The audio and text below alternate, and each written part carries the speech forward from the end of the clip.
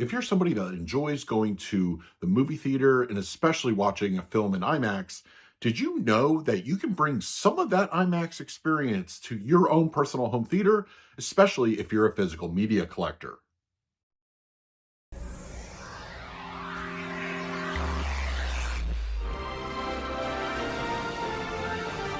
you're lucky enough to live near a theater that has IMAX screens, you're generally in for a good time if you choose to go that route. Now, of course, IMAX showings are generally more of a premium thing. You're going to pay a little bit more for your movie ticket, but you get a lot more for that money.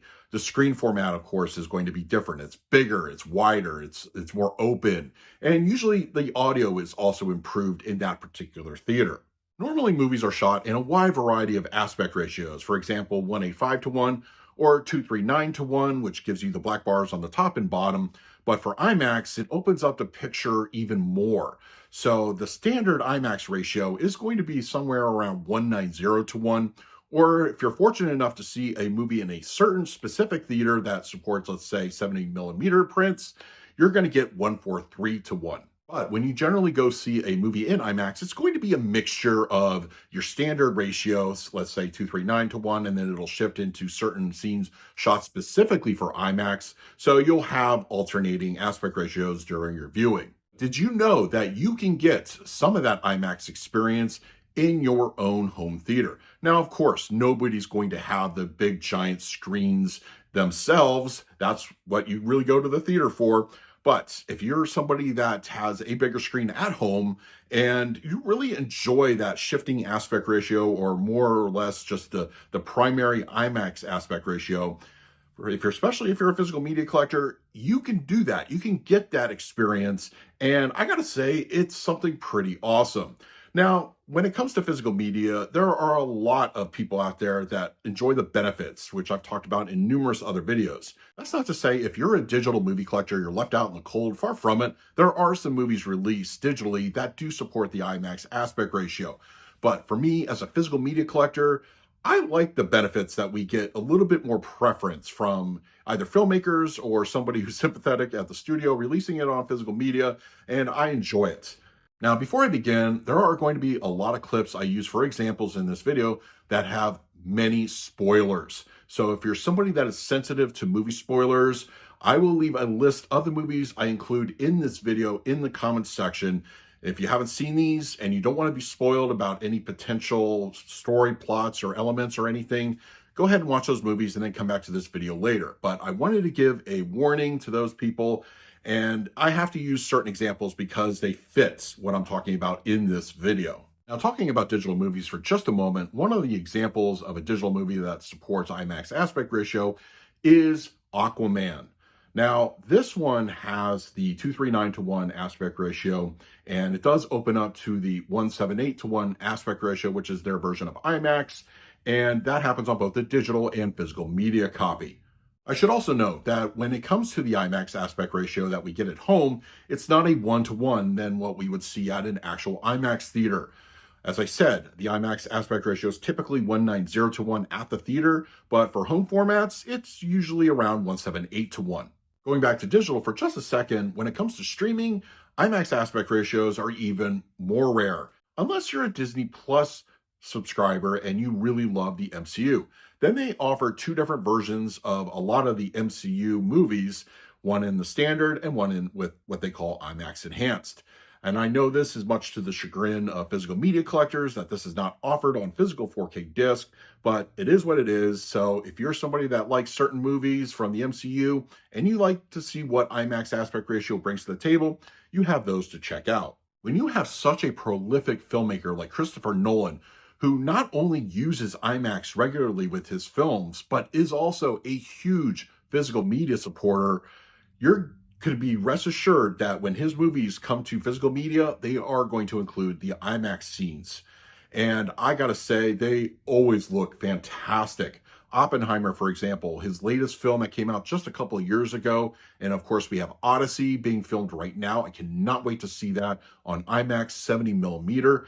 I love anything that the man puts out on physical media, and you are going to get something special. As I mentioned, Oppenheimer looks fantastic. My wife and I just watched Interstellar the other day, and you have those IMAX scenes that really open up the picture at certain key moments. Just for this video, I went back and did look at The Dark Knight, and I love those scenes, how they open up. But then I also looked at the digital version, and it just took away something to see the IMAX scenes just in the standard aspect ratio format. The man knows what he's doing. And if you are a fan of Christopher Nolan, you know you're getting something special when his movies are getting released on physical 4K. And there are other filmmakers that utilize IMAX aspect ratios that have been fortunate enough to put those versions on physical media. Star Trek Into Darkness, for example, beautiful looking movie. And the shifting aspect ratios, I feel, really add a lot to the presentation. And Jordan Peele's Nope, one of my favorite movies of that year, looks gorgeous on 4K and in no small part to the shifting aspect ratios. I love the open, just desert area setting. And director Joseph Kosinski is also a fan of IMAX. And when he filmed Top Gun Maverick and it made its way to physical media, you get the shifting aspect ratios and it hits all the right beats. And of course, a lot of those scenes are whenever somebody's in a jet or flying or something like that. Beautiful. I mean, it opens up the image in a wonderful way, and it just adds that much more panache and excitement to the picture. And there are also filmmakers out there that manage to take the IMAX aspect ratio and almost make it a part of the movie experience. And there are really interesting examples. One being Damien Chazelle's First Man. Most of the movie is filmed in the standard aspect ratio, but it's when Ryan Gosling's Neil Armstrong gets to the moon that it opens up. And I love it. It's used in that way. I think it adds to the story, it adds to the experience, and it looks gorgeous on physical media. And you can't forget Mission Impossible Fallout, my personal favorite of the Mission Impossible films. Right at the beginning, when Tom Cruise and Henry Cavill are on the plane, they're getting ready to jump, the IMAX aspect ratio just slowly opens up the picture. I love this effect. The rest of the movie also uses the IMAX ratio very well, especially in the final chase sequence with the helicopters. Looks great. But the most notable recent example, and I love this, is director Ryan Coogler's Sinners. I love how he used this effect. There is, once again, I talked about spoilers at the beginning, but there is a scene when one of the characters invites the outside elements inside, and the aspect ratio, as they're getting ready, they're just getting ready, it just slowly opens up to the picture. I think this was a stroke of genius. I loved how this looks. It adds so much to the experience that you need to see this in IMAX, because if you're watching this on a standard without it, I don't think you get nearly the same effect. But I love how this looks, and this is one I will definitely be showing off to people in the future. Now, of course, it's not all sun and rainbows when it comes to IMAX and physical media, because there are certain puzzling omissions of movies that are built around the IMAX experience that just did not get it when it made the leap to physical 4K. Now, I hate to kind of point fingers, but I'm going to point fingers directly at Warner Brothers for this one. Now, the recent films of Dune and Dune Part 2, which were built up as go see this in IMAX, go watch it in IMAX, but when it came to their physical media releases, nothing is there. It's just your standard aspect ratio. And a lot of, if you're putting on the tinfoil hat, there's people that are out there that think that it'll just lead to a double dip later on with the IMAX scenes included.